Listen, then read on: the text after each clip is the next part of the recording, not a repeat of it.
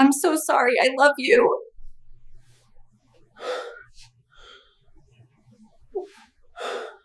The clinking of champagne glasses sounded like a death knell. Each toast, each cheerful word from our guests, was another shovel of dirt on the grave of the life I thought I was starting. I sat at the head table, the heavy white silk of my wedding dress feeling more like a shroud, a plastic smile cemented on my face. Beside me, my new husband, Julian, radiated a smug satisfaction that turned my stomach to ice. He squeezed my hand under the table, a gesture that was supposed to be loving but felt like a manacle. Across from him, his sister, Chloe, the maid of honor, watched us with a proprietary gleam in her eyes, as if she were admiring a prized acquisition, my acquisition. I had been so blind, so willfully, stupidly blind. The room was a masterpiece of their design, really. Towering arrangements of white roses and peonies, the soft glow of 1,000 fairy lights, the string quartet playing softly in the corner. It was every girl's dream, a fairy tale brought to life. But I knew the truth now. I knew that beneath the pristine white tablecloths and shimmering crystal, the foundation of this day was built on a swamp of lies and breathtaking cruelty. I was not the princess in this fairy tale. I was the golden goose, and they had been sharpening their knives for months, ready for the feast. Chloe was next to give her toast. She stood, a vision in emerald green, her smile as sharp and dazzling as broken glass. She raised her flute. "To my brother," she began, her voice dripping with practiced emotion, "and to the woman who has finally managed to tame him." A ripple of polite laughter went through the 200 guests. I never thought I'd see the day Julian would be so completely captivated. But Alara, you've done it. You've brought a softness to him I never knew he had. The lies were so effortless, so smooth. She spoke of gaining a sister, of our future family gatherings, of all the wonderful years to come. Every word was a lie, a carefully constructed piece of theater for the benefit of our friends and family, and especially for my parents, who sat in the front row beaming with pride, oblivious to the vipers they had welcomed into their hearts. As Chloe spoke, she placed her phone face down on the table, right next to the central floral arrangement. My heart began to hammer against my ribs, a frantic trapped bird. This was it, the moment I had been planning for, dreading, and craving for the past 3 weeks. Everything depended on this moment. She finished her toast with a flourish. "To Julian and Alara, may your life together be as beautiful as this day." The room erupted in applause.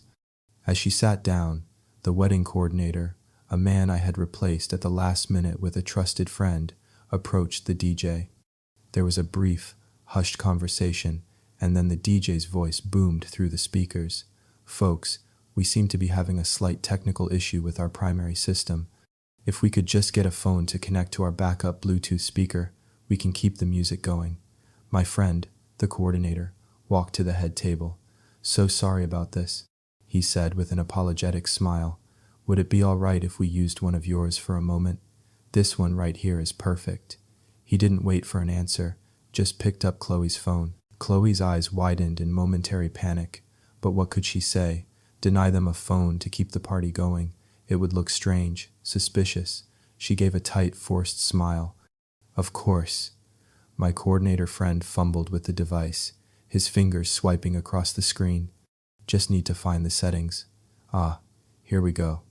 The room was filled with the familiar whoosh of a phone connecting to a Bluetooth device. And then, silence, a heavy, expectant pause. And in that silence, a voice memo began to play, its sound amplified to fill every corner of the grand ballroom. It was Julian's voice, low and conspiratorial. "Room 412 after the toasts. Don't be late. We need to celebrate properly before I have to play the doting husband for the rest of the night." The world stopped turning. 200 smiles froze and then melted away into expressions of confusion and shock. My father's jaw dropped. My mother's hand flew to her mouth. Julian went rigid beside me, the color draining from his face until he was the same shade as my dress. Chloe looked as if she had been turned to stone, her eyes locked on her phone, which now sat on the DJ's table like an accusing witness. The voice memo, only a few seconds long, ended. The silence that followed was louder than any scream. Every single eye in that room was on us. They were waiting for an explanation, for a denial, for anything. I looked at Julian, my husband of less than 3 hours. The charming mask was gone, replaced by the raw, ugly face of panic. I looked at Chloe, and in her eyes, I saw not just shock, but pure, unadulterated hatred for me, for ruining their perfect plan. Slowly, deliberately, I placed my napkin on the table. I stood up, my movements calm and measured. I didn't look at my parents. I couldn't bear to see their pain just yet. I looked directly at Julian, and for the first time, he saw the woman I had become, not the naive girl he thought he had trapped. Without a single word, I turned my back on him, on the sham of a marriage, on the wreckage of their lives, and I walked away. The beginning felt like a dream, the kind you never want to wake up from. 2 years ago, I was a librarian, a quiet woman who found more comfort in the pages of a book than in the complexities of the real world. My life was simple, ordered, and safe. Then Julian walked into the rare books section of the library, and it was as if a tornado had just touched down in my perfectly catalogued life. He was looking for a first edition of a classic novel, and he was everything the heroes in my books were: devastatingly handsome, impossibly charming, with a quick wit and a smile that could disarm armies. He told me he was a venture capitalist, a job that sounded both intimidating and exciting. We talked for over an hour that first day about books and travel and dreams. By the time he left with the book, he also had my phone number. Our courtship was a whirlwind. He pursued me with a single-minded intensity that was both flattering and overwhelming. There were lavish dinners, surprise weekend trips, and thoughtful gifts that showed he was listening to every word I said. He made me feel seen, cherished, and for the first time in my life, I felt like the protagonist of my own story. He introduced me to his sister, Chloe, within the first month. "We're a package deal," he'd said with a laugh. "She's my best friend, my business advisor, my everything." Chloe was as polished and sharp as Julian was charming and relaxed. She ran the financial side of their investment firm, and she had an air of intimidating competence. From the beginning, she treated me with a kind of polite, detached assessment, as if I were a potential investment she wasn't quite sure about. I tried to win her over, complimenting her work, asking for her opinions, trying to find common ground. She was always pleasant but distant, her smiles never quite reaching her cool, intelligent eyes. Their closeness was something I initially found endearing. They finished each other's sentences, shared a private language of inside jokes and knowing glances, and seemed to communicate without speaking. I thought it was a beautiful example of a sibling bond.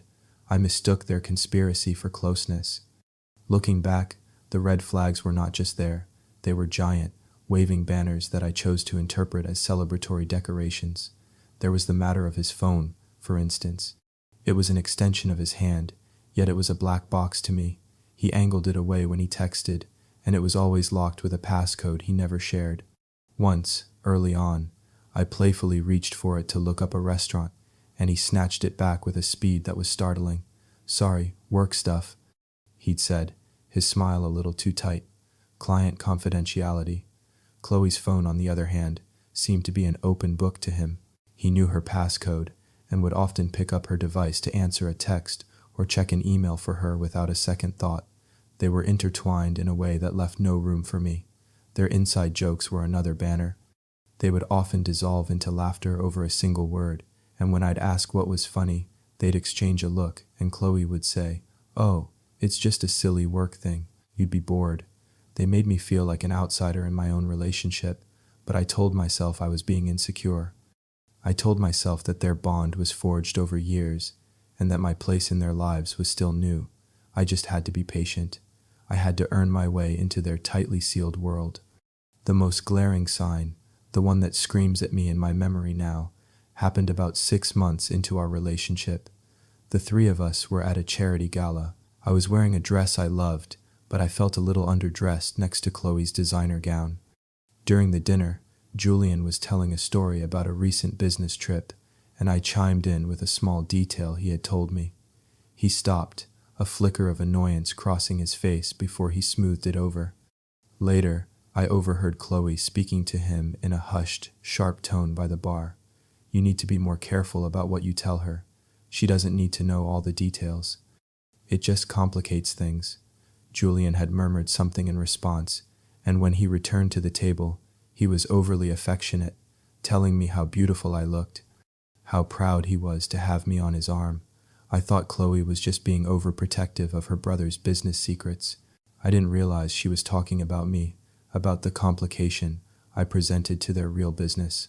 I was the project, not the partner. My desire to believe in the fairy tale was so strong that it blinded me to the very clear evidence that the story was a lie.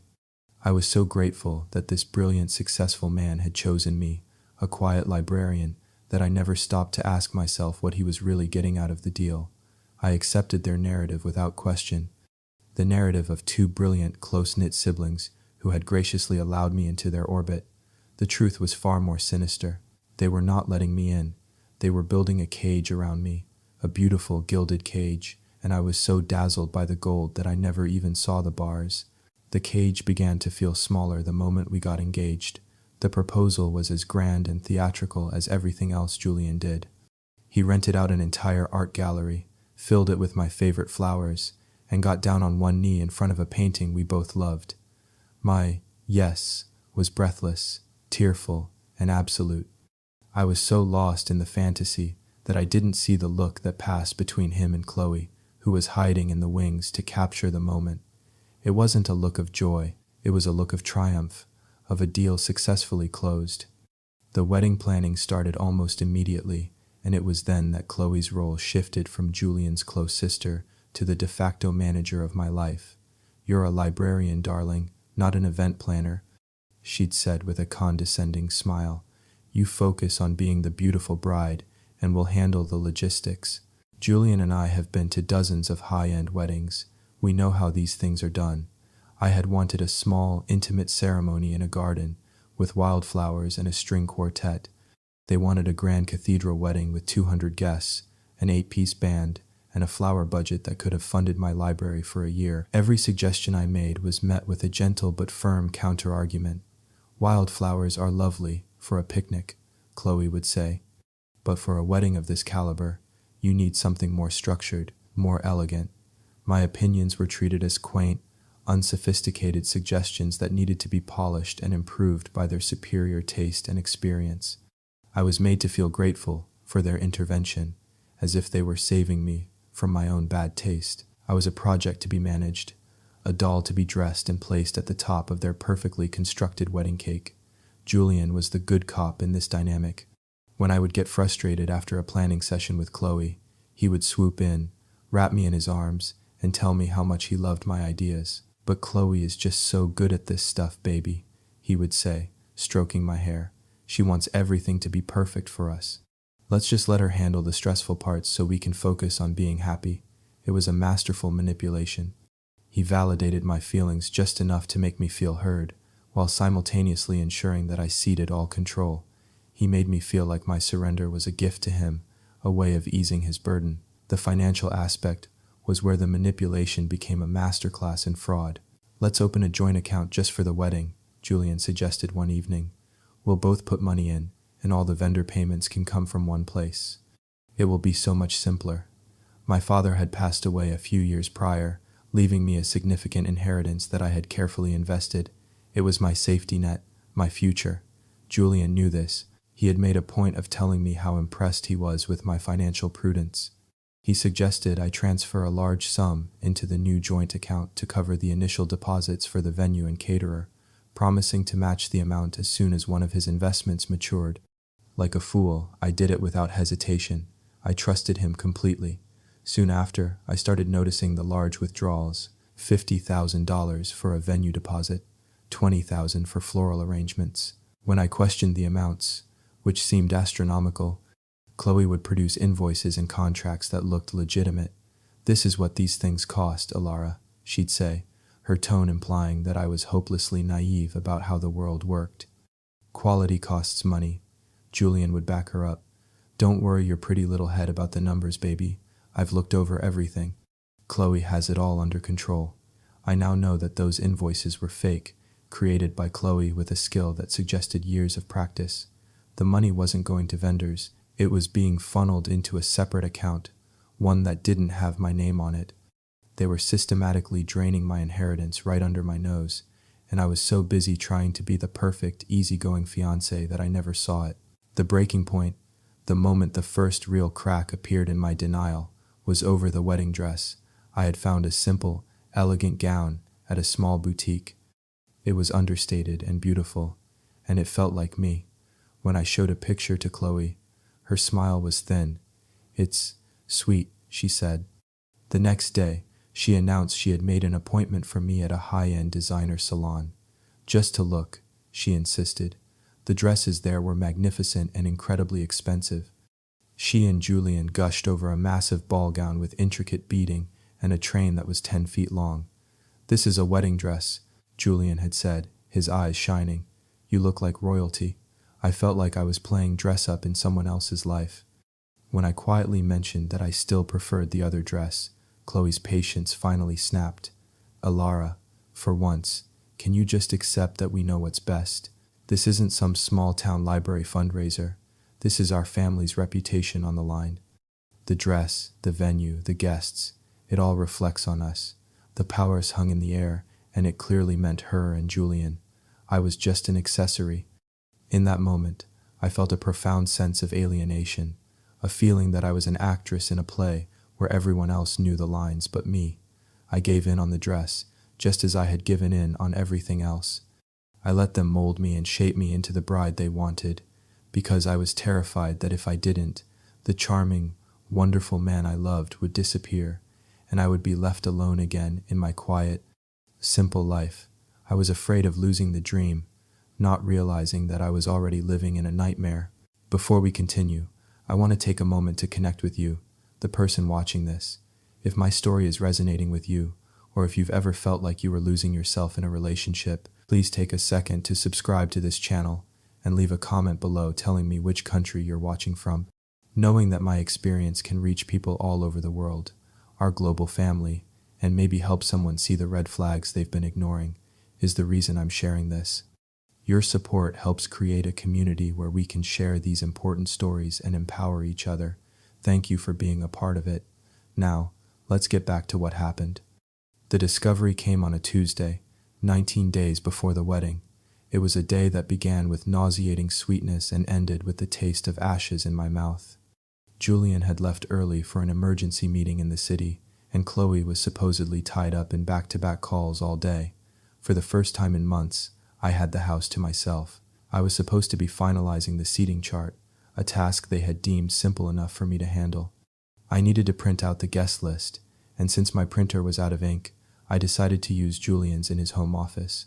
His office was a space I rarely entered. It was his sanctuary, a sleek, minimalist room that felt more like a corporate headquarters than a part of a home. His laptop was open on his desk, asleep. I nudged the mouse pad, and the screen flickered to life. He hadn't logged out. My only intention was to email the guest list file to myself and print it, but as I opened his email client, another window was open behind it, partially obscured. It was a file folder. The folder was innocuously labeled Household. Curiosity, a trait they had tried so hard to suppress in me, flared to life. I clicked on it. Inside were not receipts for groceries or utility bills. It was a collection of meticulously organized subfolders, financials, properties, legals, and one that made my blood run cold, Project Nightingale. My middle name is Florence. After Florence, Nightingale. A pet name Julian had given me early on. My little Nightingale, he would call me, saving me from my cynical world. My hand trembled as I clicked on the folder. Inside were dozens of audio files, voice memos. They were dated starting from the week after we first met. My heart was pounding so hard I could hear the blood rushing in my ears. I knew I shouldn't listen. I knew that whatever was in those files was a door I could never unopen, but I had to know. I put on his noise-canceling headphones, took a deep breath, and clicked on the first file. It was Julian's voice, but not the warm, loving voice I knew. This was cold, clinical, analytical. Initial contact made. Subject is a librarian, quiet, low self-esteem. Inheritance from deceased father confirmed. appears to be highly susceptible to romantic gestures. Low risk, high yield potential. Chloe, you were right about the library. It's a goldmine for lonely hearts. I felt the air leave my lungs. I clicked on another file. From a few months later. Phase 1 complete. Subject is fully invested emotionally. We've established the narrative of my being the reformed bachelor and her being the one. Chloe will begin the social integration phase next week, establishing herself as the trusted confidant and authority figure. We need to control the wedding planning to maximize budget allocation. I ripped the headphones off, a strangled sob escaping my lips. This couldn't be real. It was a nightmare, a sick joke. But there were more folders. I clicked on financials. Inside were spreadsheets detailing every cent of my inheritance. Next to my contributions to our joint account were columns showing transfers to another account, an offshore entity under a corporate name. And then I saw the property deeds, 2 of them. A beachfront condo and a city apartment, both purchased in the last 6 months, both in Julian and Chloe's names only, purchased with my money. My money, the money my father had left to protect me. I felt a wave of nausea so strong I had to grip the desk to keep from fainting. They hadn't just been planning a wedding, they had been executing a heist, and I was the bank. I sat there for what felt like hours, frozen in a state of shock and horror. The man I loved, the man I was going to marry, did not exist. He was a character, a role played by a predator. And his sister, the woman I had tried so hard to befriend, was his accomplice. The whole thing, our entire relationship, had been a lie, a meticulously planned, ruthlessly executed con. The tears came then, hot and silent. I cried for the naive girl who had fallen for a fairy tale. I cried for the love I thought was real. I cried for my father, whose legacy was being stolen by these monsters. And as I sat there, surrounded by the evidence of their betrayal, something inside me began to shift. The shock slowly receded, and in its place, a cold, hard substance began to form. It was rage, a pure, crystalline rage that burned away the tears and the heartbreak. They thought I was weak. They had banked on it. Their entire plan was predicated on the idea that I was a quiet, low self-esteem librarian who would be too broken to fight back. They thought I was Project Nightingale. They had no idea they had just created a phoenix. The old Alara died in that office.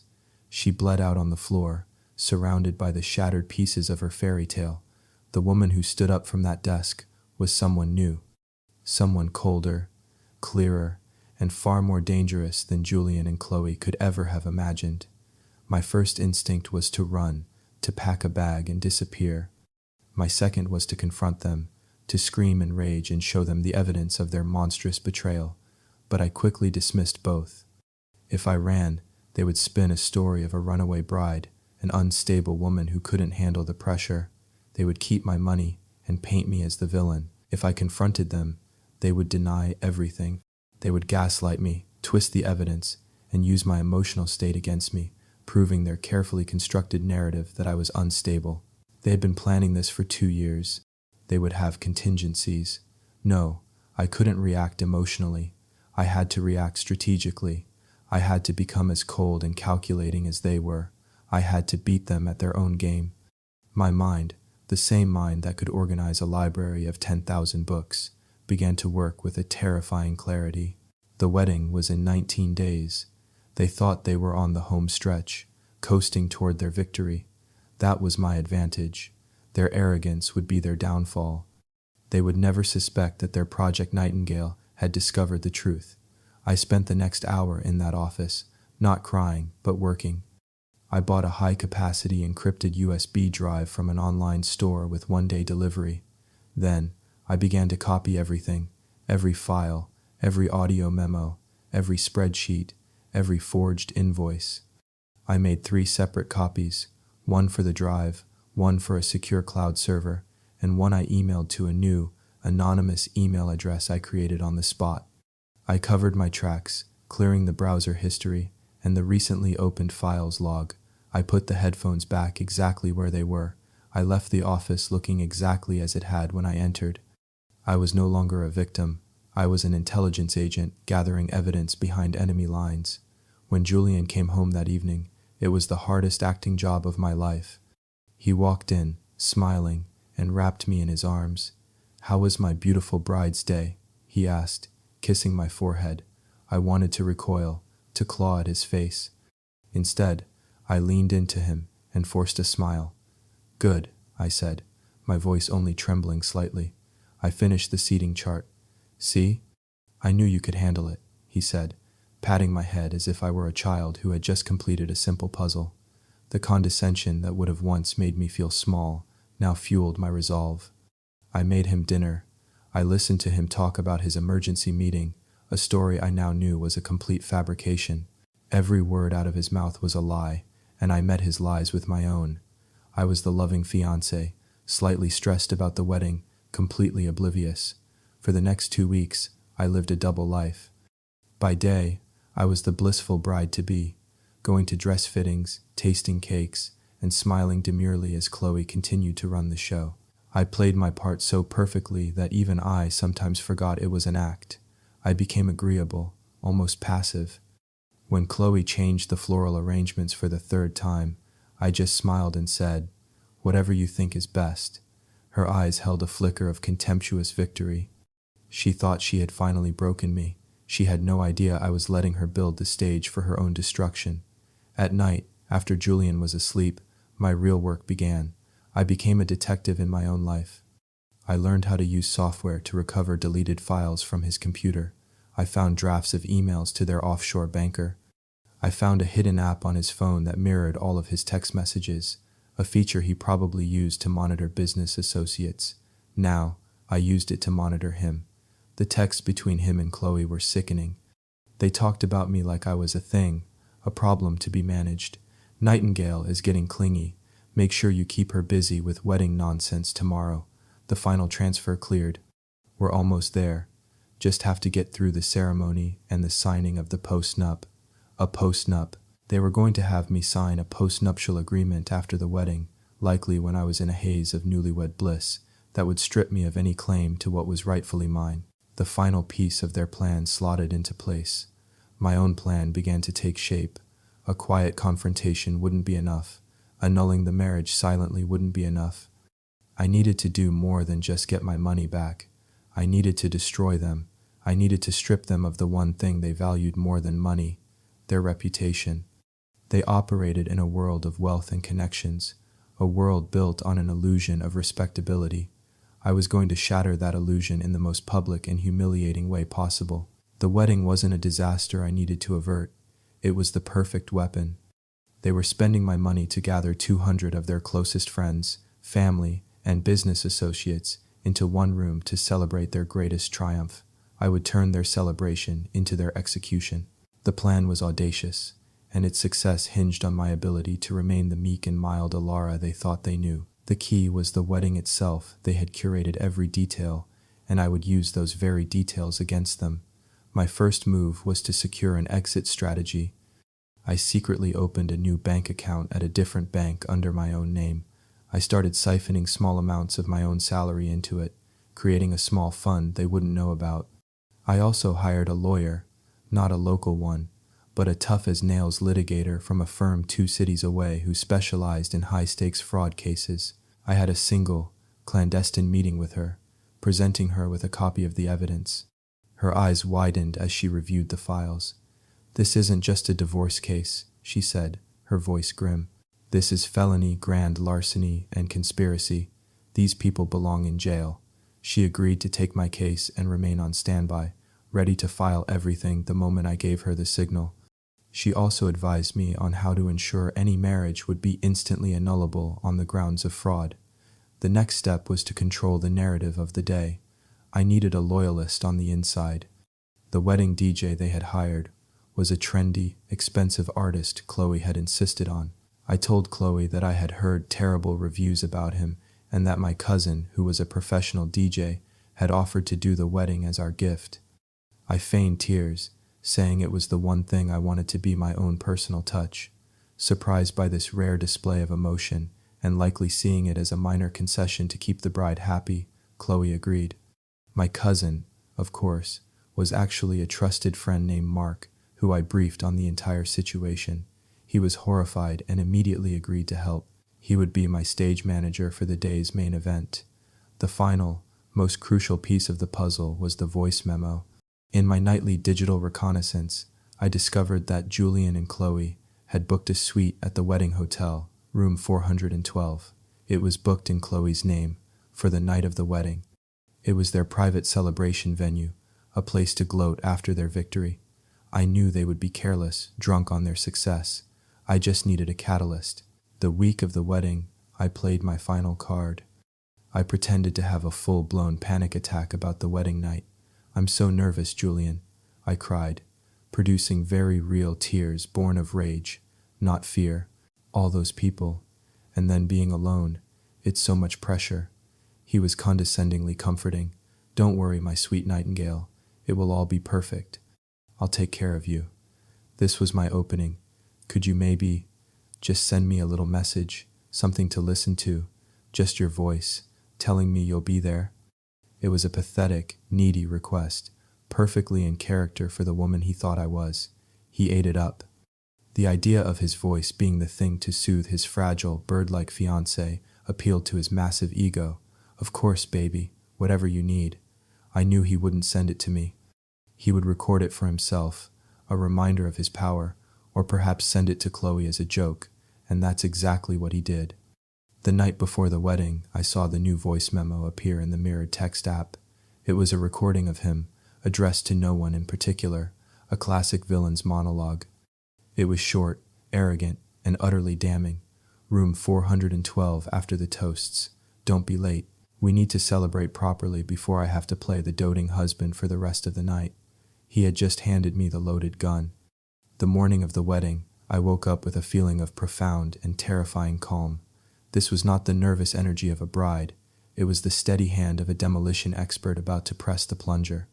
I went through the motions, the hair, the makeup, the endless photographs. Chloe was by my side the entire time, fussing over my dress, her face a mask of sisterly affection. "You look beautiful," she whispered as we waited to walk down the aisle. "He's a very lucky man." "Yes," I said, meeting her eyes in the mirror. "He is." The ceremony passed in a surreal haze. I walked down the aisle on my father's arm, my face covered by a veil. I saw Julian waiting at the altar, his face glowing with triumph. When he looked at me, he wasn't seeing a woman he loved. He was seeing a stock portfolio, a beachfront property, a life of unearned luxury. I said my vows, the words "to love, honor, and cherish," tasting like poison on my tongue. When he slid the ridiculously large diamond ring onto my finger, it felt as cold as a tombstone. I was legally binding myself to my own destroyer, a necessary step in the plan. My lawyer had been clear. For the fraud to be absolute, the marriage had to be consummated, at least on paper. We had to be legally married for the annulment to be a powerful statement of his deceit.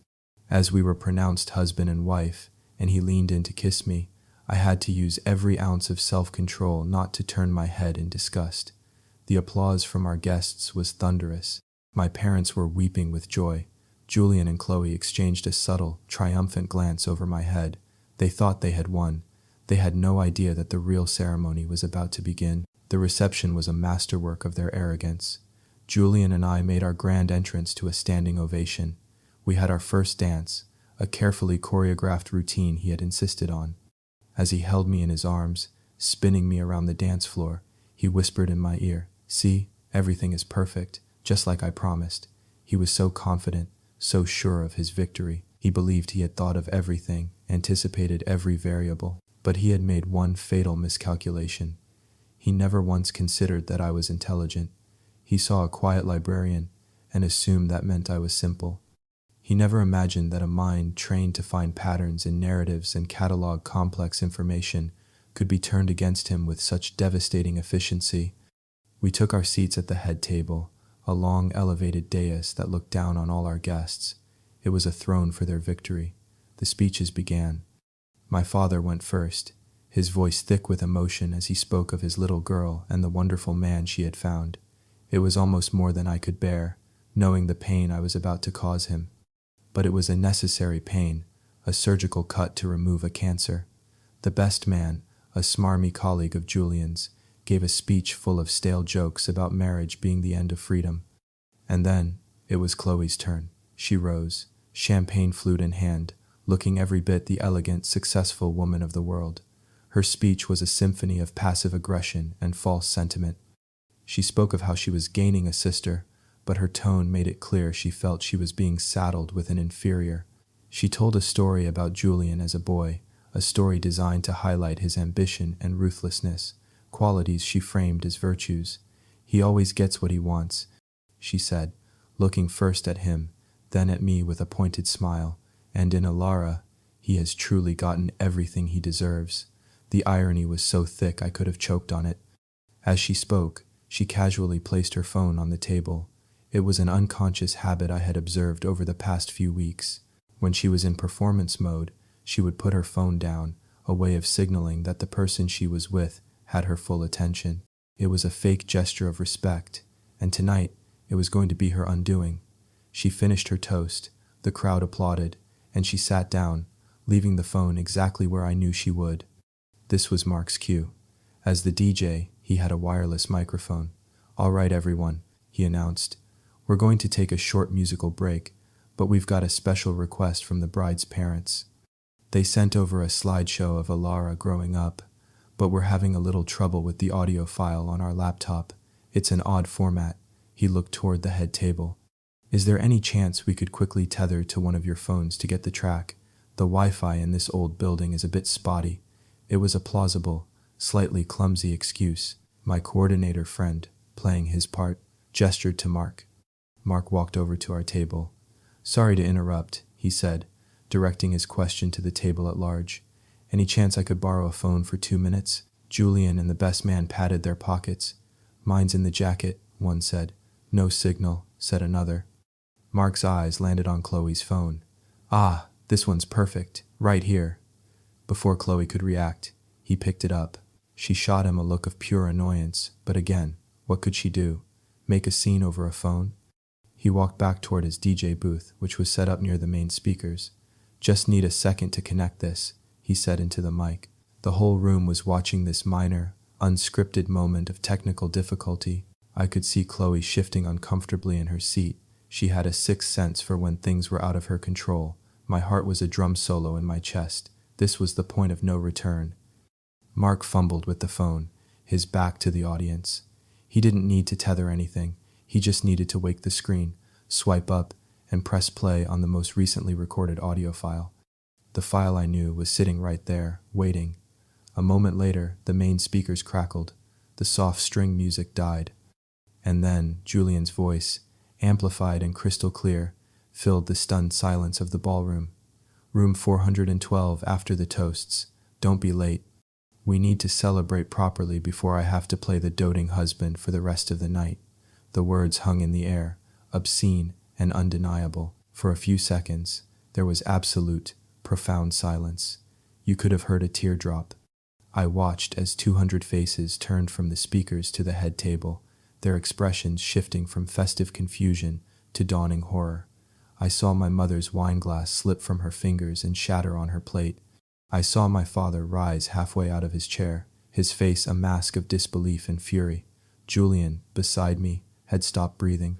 His skin, moments before, flushed with wine and victory, was now a waxy, bloodless white. Chloe looked like she had been electrocuted. Her mouth was open in a silent scream, her eyes fixed on her phone, which Mark had casually placed back on his console.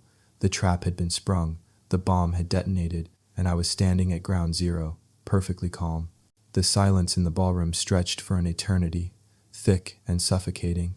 It was broken by a single, sharp gasp from Julian's mother in the front row. That single sound seemed to shatter the spell, and a wave of murmurs and whispers swept through the room. Julian turned to me, his eyes wide with a desperate, frantic panic. "Alara," he whispered, his voice cracking. "That's not. I can explain." I looked at him, not with the heartbroken tears he might have expected, but with a gaze as cold and hard as a diamond. "Can you?" I asked, my voice quiet but carrying in the sudden hush. I stood up, my movements fluid and unhurried. The heavy dress no longer felt like a shroud, it felt like armor. I picked up my champagne flute, not to drink, but to gently tap it against the microphone in front of me. The clear ringing sound cut through the noise, and once again, all eyes were on me. "Good evening, everyone," I began, my voice steady and clear, amplified by the sound system that had just condemned my husband. "I'd like to thank you all for coming today to celebrate with us. It seems, however, that the celebrations were a bit premature." I let the words hang in the air. I had their complete and undivided attention. Some of you may be confused by what you just heard. I know I was when I first heard it, and all the other recordings. For that matter, Julian made a move to stand, to grab the microphone, but my father was already on his feet, stepping between the dais and the guests, his expression one of lethal fury. He didn't say a word, but his posture was a clear warning. "Do not interfere. You see," I continued, turning my body to face the room, to speak to my guests, my family, my witnesses. "My husband, Julian, and his sister, Chloe, are not just siblings. They are business partners, and their business is fraud. Their latest venture," I said, pausing to look directly at Julian, "was Project Nightingale." "That's me." A new wave of gasps rippled through the audience. "For the past 2 years, they have orchestrated a meticulous plan to steal my inheritance. The courtship, the engagement, this very wedding, it was all part of a business transaction, designed to get access to my finances before manufacturing a divorce, where I would be left with nothing." Chloe finally found her voice. "She's lying. She's hysterical. She's always been unstable." It was exactly what I expected, the narrative they had been building, but I was ready. "Unstable?" I asked, raising an eyebrow. "Is it unstable to discover that your fiancé has been creating fake invoices to funnel your money into an offshore account? Is it unstable to find property deeds for homes you paid for but are not in your name? Or is it unstable to find dozens of voice memos, like the one you just heard, where your husband and his sister detail their entire criminal conspiracy?" I looked over at Mark, who gave me a subtle nod.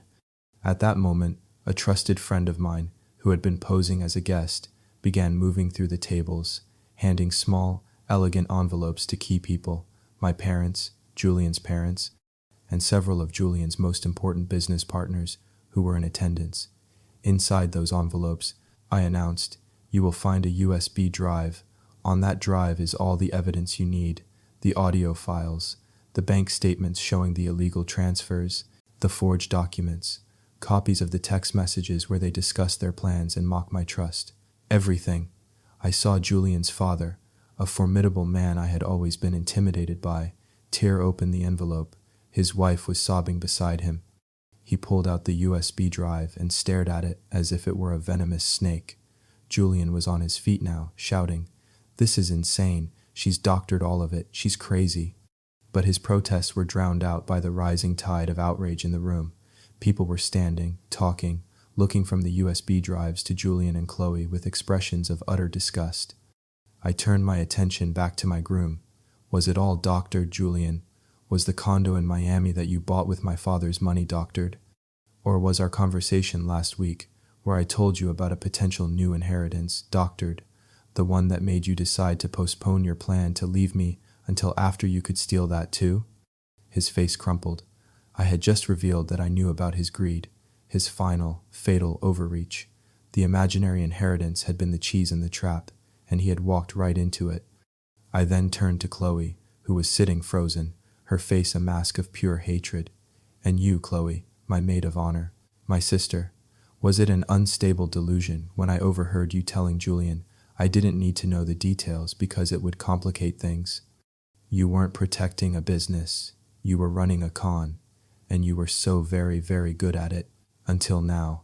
I took off the heavy diamond ring, the symbol of his fraudulent love, and let it drop onto the table. It landed with a soft, final clink. "This marriage is a sham. It was entered into under fraudulent pretenses, and as of this moment, it is over. My lawyer will be filing for an annulment on Monday morning, along with a criminal complaint with the district attorney's office." I finally looked at my parents. My father's face was a mixture of heartbreak and immense pride. My mother was crying, but she was looking at me with a strength I had never seen in her before. I gave them a small, reassuring nod. They would be hurt, but they would heal. I am sorry that you all had to be here to witness this, I said to the room at large. But I could not, and will not, be a silent victim to their greed and cruelty. They wanted a spectacle. They wanted a grand wedding to celebrate their success. So I thought it was only fitting that I give them one. And with that, I turned my back on the wreckage. I walked down from the dais, my head held high. The path through the crowd parted for me as if I were royalty. No one touched me, but their eyes were filled with a mixture of shock, pity, and for some of the women in the room, a fierce, blazing admiration. As I reached the ballroom doors, I didn't look back. I could hear the chaos erupting behind me, shouting, crying, the sounds of a world falling apart, but I didn't need to see it. I had already pictured this moment 1,000 times, and it was exactly as I had planned. It was not an ending. It was a liberation. 1 year later, I stood in a courtroom, not as a plaintiff or a defendant, but as a witness. The criminal case against Julian and Chloe had moved with surprising speed, largely due to the mountain of undeniable evidence I had provided. They had both pleaded not guilty, attempting to argue that it was all a bitter, elaborate revenge fantasy concocted by a jilted lover. But the numbers on the bank statements didn't lie. The voices on the audio files didn't lie. The forged signatures on the property documents didn't lie. Julian and Chloe sat at the defendant's table, looking diminished and hollowed out. The arrogant confidence was gone, replaced by the dull pallor of fear. Their expensive clothes couldn't hide the fact that they were criminals whose luck had finally run out. Their high-powered lawyers had tried to paint me as vindictive and unstable, but my testimony was calm, factual, and backed by a mountain of proof. I simply told the truth. I recounted the story from the beginning, from the charming man in the library to the devastating discovery in his office, to the final, public unraveling at the wedding. The jury was captivated.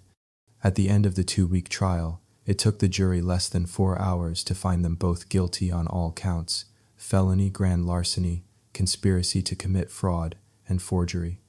The judge sentenced Julian to 7 years in a state prison. Chloe, as his primary accomplice, received 5.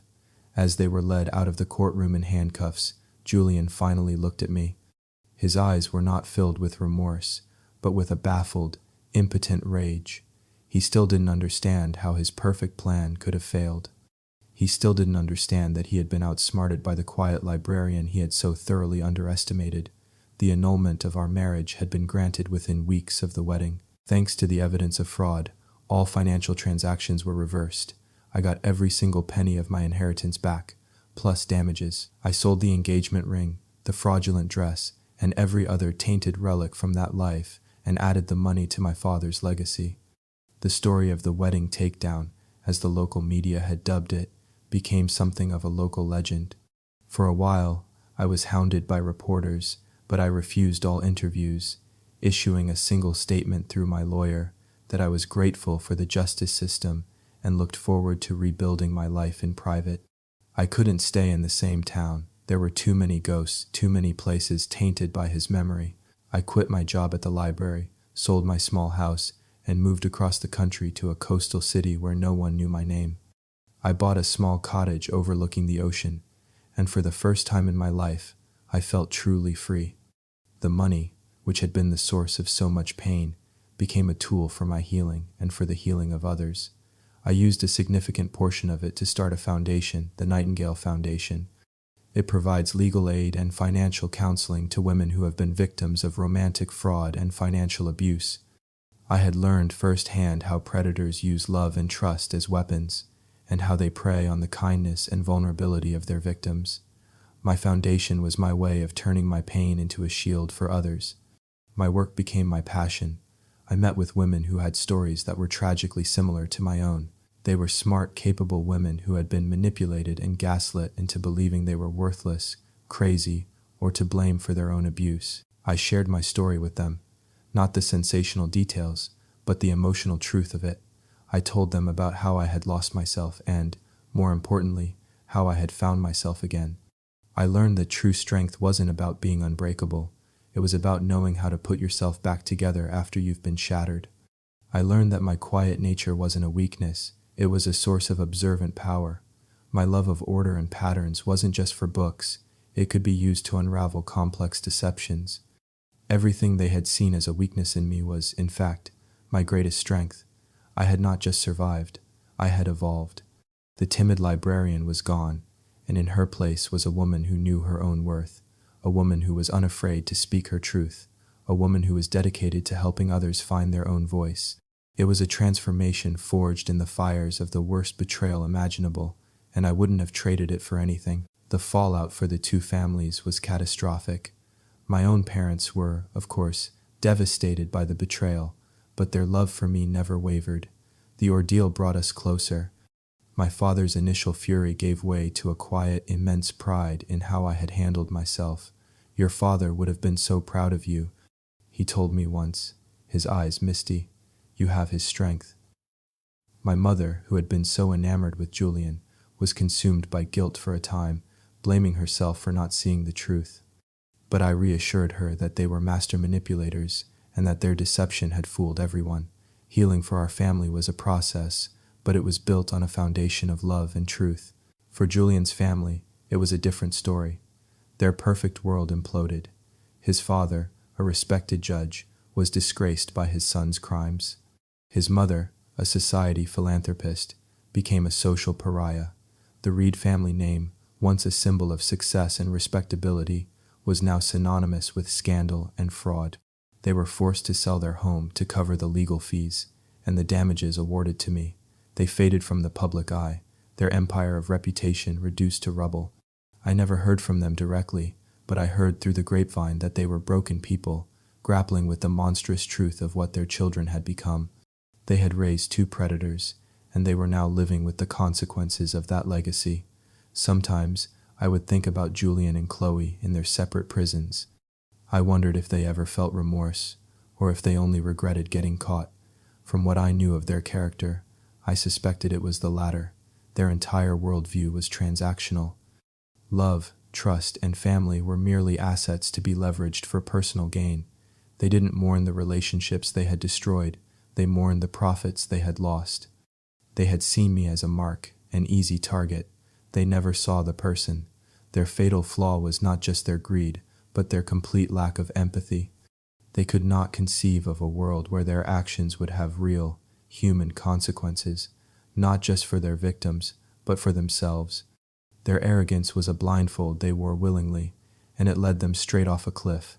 My life, in stark contrast, bloomed in the space their absence created. The Nightingale Foundation grew, gaining national attention for its work.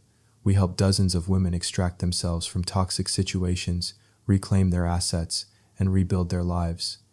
Each success story was a validation, a testament to the resilience of the human spirit. I hired a team of dedicated lawyers, forensic accountants, and therapists. My little cottage became the foundation's headquarters, a place of safety and strategy. I found that I had a talent for it, for seeing the patterns in the chaos of someone else's life, for identifying the subtle manipulations and the hidden financial trails. I had become a hunter of the very monsters that had once hunted me. I learned to love my own company. I would take long walks on the beach, read for hours without interruption, and travel to places I had only ever seen in books. I was no longer waiting for a hero to start my story. I had become my own hero. I had saved myself, and in doing so, I had found a purpose far greater than the small, safe life I had once thought I wanted.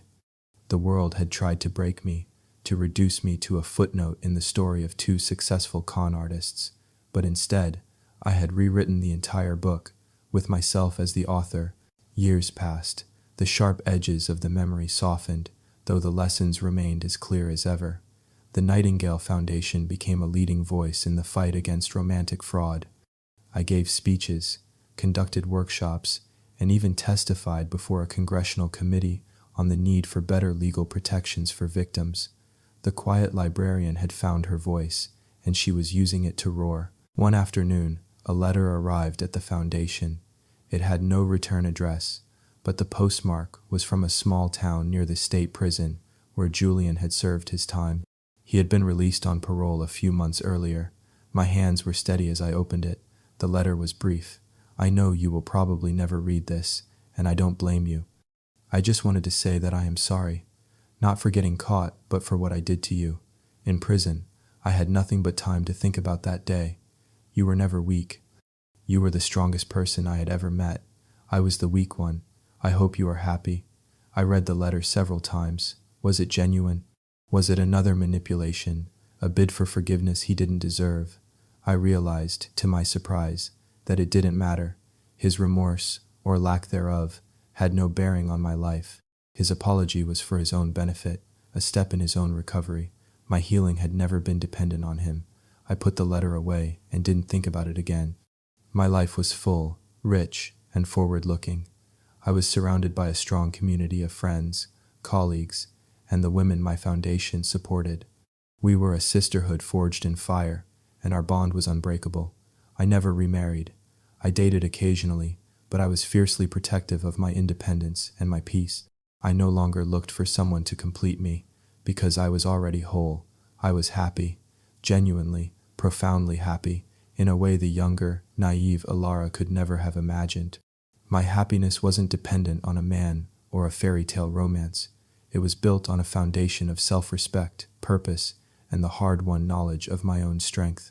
One evening, I was walking on the beach as the sun began to set, painting the sky in brilliant hues of orange and pink. A young woman who had recently come to the foundation for help walked beside me. Her story was heartbreakingly familiar. A charming man who had stolen her savings and her self-esteem. "I just feel so stupid," she said quietly, her eyes fixed on the horizon.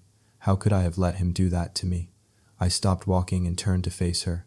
"You weren't stupid," I said, my voice firm but gentle. "You were trusting. You were hopeful. You saw what you wanted to see. There is no shame in that. The shame belongs entirely to the person who exploited your trust. But how do I get over it?" she asked, her voice breaking. "How do I ever trust anyone again?" "You start by trusting yourself," I told her, pointing to my own heart. "You listen to that little voice inside you, the one you ignored because his was so much louder. You learn that your instincts are your greatest superpower, and you realize that the best revenge isn't about destroying him. It's about building a life so wonderful that he becomes a completely irrelevant chapter in your story." She looked at me, a flicker of hope in her eyes. "Can I really do that?" "I know you can," I said, smiling, because I did. We stood there for a moment, two women silhouetted against the setting sun, two survivors. In that moment, I understood the final, beautiful truth of my story. Julian and Chloe thought they were robbing me of my future, but they had inadvertently given me a gift. They had stripped away the illusions and forced me to find the unshakable core of who I really was. They had intended to leave me with nothing, but in the end, they had given me everything: my freedom, my purpose, myself, and that was a happily ever after far greater than any fairy tale.